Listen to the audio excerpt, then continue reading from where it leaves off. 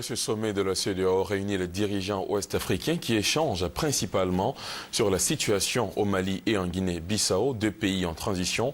Je vous propose les images de l'ouverture de cette cérémonie avec notre reporter sur place, Jérôme Kofi Abola.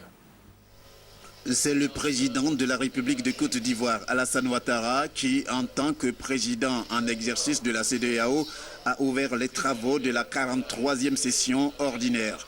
Le discours prononcé à cet effet se voulant intégrateur, le président Alassane Ouattara a salué tous les efforts entrepris en vue du développement des États africains, appelant surtout à la consolidation de ces efforts face au terrorisme toujours menaçant.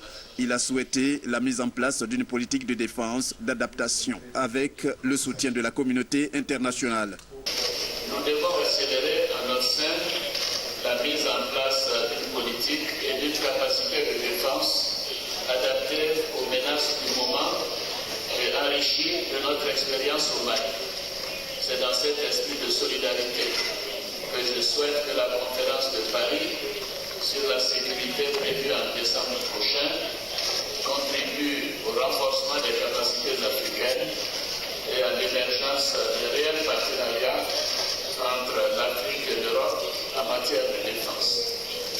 La communauté internationale doit continuer de soutenir nos efforts au Sahel en mettant en œuvre de manière coordonnée et concertée la stratégie Sahel des Nations Unies et en renforçant les synergies entre les différentes initiatives consacrées à cette zone. Outre le président de la République de Côte d'Ivoire, Alassane Ouattara, qui a été précédé par le président nigérien à l'occasion de son allocution de bienvenue, plusieurs autres intervenants se sont succédés. Le président de la commission de la CEDEAO, Désiré Kadri Ouedraogo, le représentant de l'Union africaine, Pierre Bouyoya, ainsi que celui de l'Organisation des Nations Unies, Saïd Gunit.